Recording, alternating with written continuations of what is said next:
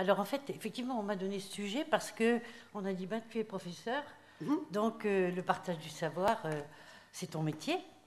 Mais effectivement, c'est un métier d'être professeur, mais concernant la maladie d'Alzheimer, c'est un métier différent. Il se trouve que ce sujet m'a intéressée parce que, donc effectivement, je fais de la neurobiologie, j'apprends des choses aux étudiants, mais je suis aussi fille de malade. J'ai été confrontée à tous les stades de cette maladie. Et pour pouvoir l'appréhender de manière beaucoup plus importante dans sa compréhension, je me suis aussi mise à faire du domicile, à m'occuper de gens qui faisaient du domicile pendant un certain temps. J'ai voulu tout apprendre de l'environnement de cette maladie.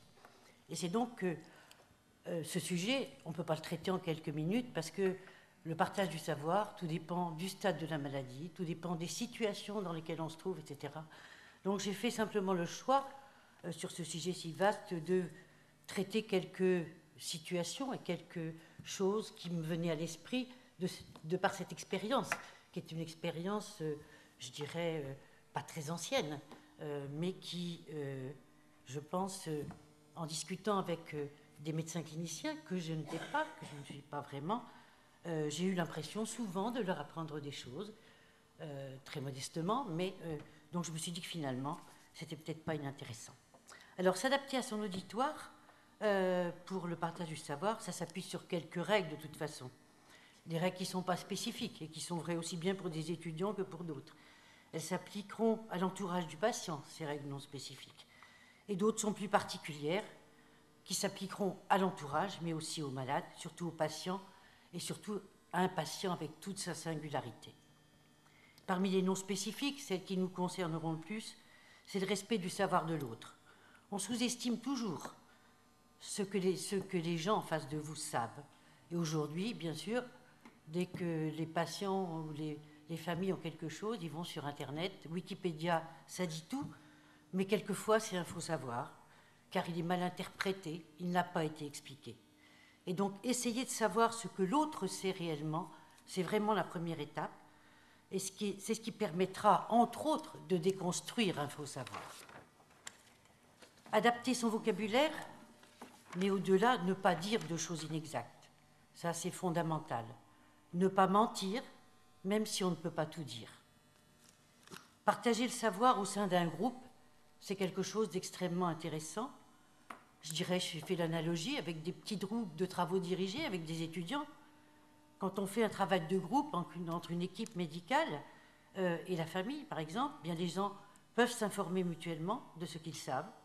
Le professionnel est en même temps informé et c'est une manière d'obtenir le consensus, de faciliter le fait d'aller là où les gens ont envie d'aller, ensemble si possible. Toutes ces règles un peu générales sont à adapter quand on se trouve devant la difficulté d'être confronté à un malade Alzheimer, ou à son entourage, ou à son environnement médico-social. L'adaptation à faire sera différente selon les situations, les stades de la maladie. Il y aura toujours pour le médecin, je crois, à savoir que l'approche est fondamentalement différente de celle des autres maladies chroniques, celle du corps, où le dialogue avec le patient est plus facile, parce que le patient est centré sur ses symptômes, sur sa maladie, il attend des réponses précises de son médecin.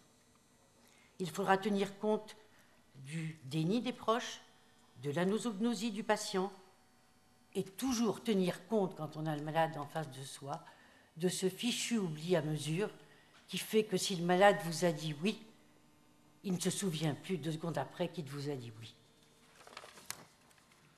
Les exemples de situations les plus caractéristiques que j'ai choisis,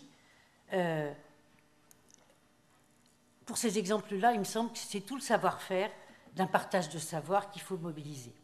L'annonce du diagnostic. Donc je ne vais pas vous parler trop de l'annonce du diagnostic. Mais bon, il y a beaucoup de documents qui en font état.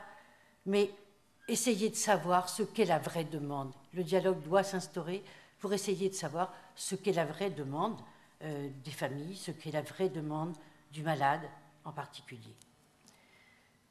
Au moment venu de mobiliser les aides à domicile, là, les échanges et le partage du savoir va devoir s'instituer à tous les niveaux. On pourra partager du savoir avec l'aide-soignante, avec l'auxiliaire de vie, avec une aide ménagère, avec un livreur de repas.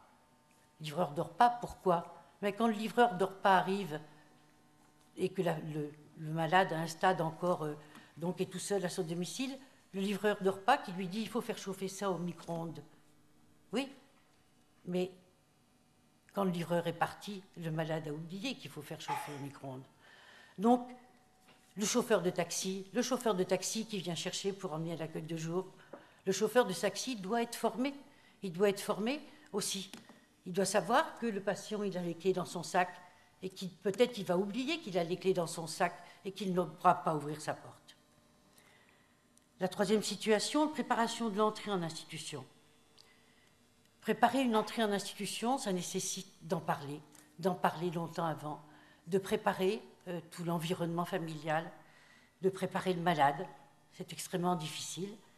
Et c'est important de pouvoir le faire avant. Et malheureusement, on sait que très souvent, l'institution elle a lieu parce qu'il y a eu un phénomène aigu qui s'est greffé, une chute, une fracture, et qu'une décompensation qui est survenue. Donc, d'où l'importance de le faire avant, de savoir instaurer le dialogue, de savoir préparer les choses quand on sait que ça deviendra impossible de faire autrement. Le dialogue est institué autour des événements intercurrents, et notamment des événements intercurrents de la fin de vie. Donc là, c'est vraiment l'exemple où le dialogue, dans une réunion de synthèse entre la famille et l'équipe soignante, pour aboutir à un vrai consensus sur ce qu'on doit faire. Et là, tout le savoir, le partage du savoir du médecin est quelque chose d'extrêmement important. Et puis, parce que je suis neurobiologiste, que j'ai un laboratoire de neuropathologie et qu'on regarde les cerveaux des sujets Alzheimer, je voudrais dire là aussi l'importance du dialogue pour convaincre les familles de permettre des vérifications anatomiques. Vous savez que seule cette vérification anatomique va nous dire qu'effectivement c'est bien 30% seulement d'Alzheimer, ou c'est 40%, ou c'est 60%. Et donc c'est extrêmement important pour la recherche de pouvoir avoir cette vérification anatomique. Mais dans les moments difficiles, ce n'est pas toujours évident. Et donc là, il y a tout un dialogue et tout un partage de savoir, tout un savoir-faire dans le partage du savoir qu'il faut mettre en œuvre auprès des familles. Voilà.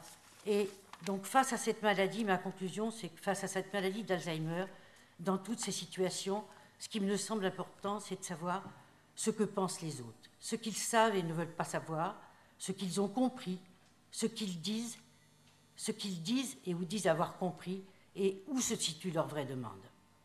Avoir l'humilité en tant que médecin de notre savoir. Nous ne savons pas tout. Nous ne serons jamais sûrs que le malade en face de nous, il est vraiment un Alzheimer, sauf cette vérification anatomique. Nous ne saurons pas, et M. Ménard l'a dit, que le médicament qu'on va lui proposer de prendre aura un effet ou n'aura pas d'effet. Donc, avoir l'humilité de notre savoir. Nous n'avons pas tous les savoirs. Nous avons le nôtre. Les familles, les malades ont le leur. Le malade en a un. Il en avait un. Il en a encore un. Et nous donnons simplement un éclairage, je crois. Et cet éclairage, il faut le donner dans le respect de l'autre.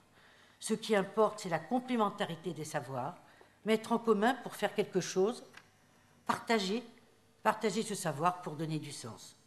Et donc, je dirais qu'on a donc là les deux des piliers importants de l'éthique, le respect de l'autre et charger de sens les actions humaines.